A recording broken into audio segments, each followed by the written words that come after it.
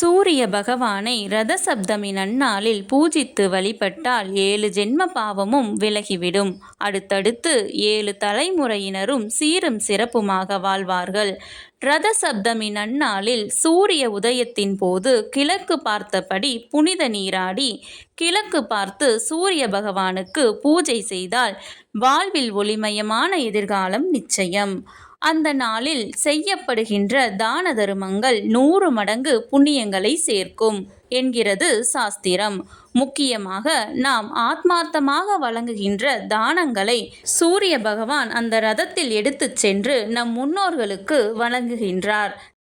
இதனால் பித்ருக்களின் ஆசி நமக்கு கிடைத்து நம் சந்ததி வாழையடி வாழையாக தலைத்து சகல சம்பத்தும் பெற்று சிறக்கும் புண்ணியம் நமக்கு வந்து சேரும். சுபம். கீழே உள்ள ப்ளே பட்டனை கிளிக் செய்து முழு வீடியோவையும் பார்க்கவும்.